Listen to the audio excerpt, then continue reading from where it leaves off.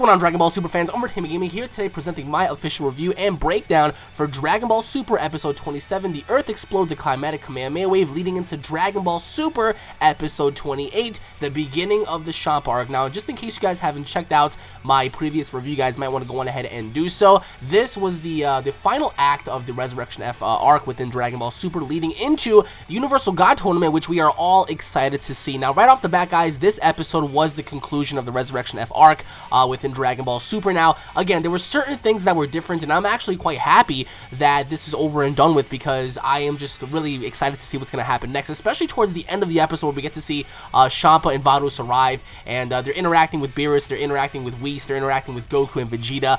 We get to see, Champa and Whis have somewhat of a little, sparring exhibition match, to where either they're play fighting or they're maybe challenging each other's authority and stuff, but that's going to come about in next week's episode. So in this episode, guys, we got to see more offense and defense from both Super Saiyan God, Super Saiyan Vegeta, and Golden Frieza, because every single time Vegeta was on the attack, Golden Frieza actually was able to keep up a little bit, and he was trying to, outmaneuver Vegeta, but of course Vegeta outmaneuvered him, beating him up into the ground, beating him up into the sky, and then right back down to Earth. Vegeta beat the crap out of Frieza, and I actually like this a lot, because in the movie itself, Vegeta had maybe 5, 10, 15, 20 seconds of showtime. All we saw was a few punches. He was obviously, deflecting his beams, and, he just kicked him into the mountainside, and that was it. But in this episode, he was punching Frieza right in the face. He was just kicking him all over. He was beating the holy mess out of Frieza, and it was actually pretty fun to see. But here's the thing, the way Frieza powered down, it actually kind of troubled me, because he just powered down, very easily, without even struggling and stuff. But needless to say, we get to see Vegeta. He holds his hand over Frieza. You have a brief moment. Frieza being very conniving, very cunning. He blows up the entire planet. Now, we get to see, the lives at stake here. We get to see Majin Buu and Hercule sleeping. We get to see Videl and Pan. We get to see Chi-Chi. We get to see Goten and Trunks up on Kami's lookout. So we get to see, the precious lives here that matter. We get to see, Android 18 and Marin. There were so many things at stake here, and that was actually very important, because we get to see a reflection as to, what makes the Earth, very unique and whatnot, and that's life. And Frieza pretty much tried to take all of that away. We get to see, Whis. He was interacting with Goku.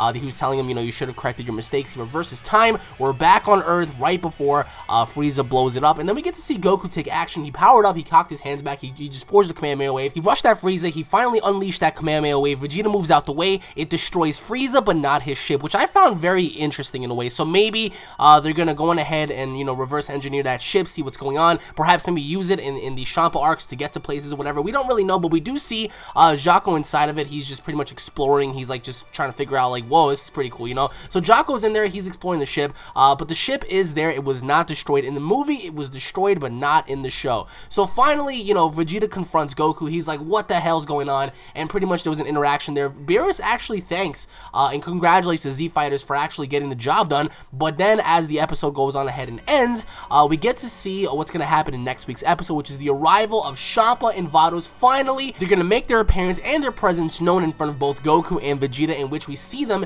in these giant suits, in which case I believe it was due to Whis, because in the Toyotaro manga, Whis punishes both Goku and Vegeta for using the Super Saiyan God, Super Saiyan transformation on planet Beerus to fight against one another, when pretty much Whis prohibited the usage of transformations while training and whatnot, so he's going to make them wear that. And we get to see, a brief little showdown between Beerus and Champa, which I found very funny. We get to see, things happen on the planet where it's going to essentially affect everyone, and I do believe that this is definitely going to set up the Universal God Tournament, which we all cannot wait for. But essentially what this boils down to is food. These deities are fighting over food, which universe has the better food, and of course that's what's going to play off into the coming episodes and whatnot over the week's time. And next week's episode is going to be so fun to watch, just because it's going to be something brand new. Everybody has wanted to see something brand new, and finally we get to see that. So I really wonder how this interaction between both brothers, Beerus and Champa, is going to play off, because again, we do know that both Beerus and Champa do have a history with one another, so obviously there's a little bit of tension boiling up there. But I really wonder what's going to play off as the weeks go on by, because a lot of people were wondering about animation. A lot of people were wondering in which direction they're going to take the story in. This is definitely going to build off with the Universal God Tournament, with Piccolo, Majin Buu, Goku, Monaka, and Vegeta going up against Champa's team, which is going to be very awesome to see. But let me know in the comment section below your overall thoughts and opinions on this episode and leading into next week's episode. Why do you guys think Beerus and Champa are throwing down? Do you guys think one insulted the other? Do you guys think that it's just a simple exhibition match to see who was stronger. Let me know in the comment section below, guys. Again, this was the conclusion of the Resurrection F arc. A lot of people have wanted this arc to be over and done with from the beginning because, you know, some people aren't too fond of having movie recaps, and that's exactly what, you know, this entire arc was. It was a giant movie recap with, you know, certain things that were different within, like, the show as opposed to the movie. I would have to say, like, the way they played off the final episode, which was episode 27, I just felt as if it was rushed, because, you know, there wasn't any reference to, you know, Frieza's army. The way Sorbet died was really pathetic, if you ask me. I really did not like that part. And of course, like, the way Frieza powered down, the way there was, you know, just a brief moment of tension between, like, both characters without there being any emotion. Like, it just didn't feel right in a way. But overall, I am satisfied as a Dragon Ball fan because, again, it was something different to see, just based off of what they did and just based off of the way, like, the characters interacted with one another. But what I'm very excited for is episode 28, which will air next week. And of course, if you guys want to go on ahead and watch these Dragon Ball Super episodes, you guys can go on ahead and go to animerush.tv, or there are certain stream websites out there you guys can go on ahead and stream, like Stream Up and stuff like that, so you guys can go on ahead and find it. Needless to say, next week's episode, it's going to be so awesome because, again, it's something that we haven't seen before, and that's what a lot of people have wanted. I really want to see Champa interact with both Goku and Vegeta because, again, in the manga, Goku and Vegeta were there. They were interacting with both Champa and Vaduz for a brief moment, to where even Goku insulted Champa by calling him a fat version of Beerus.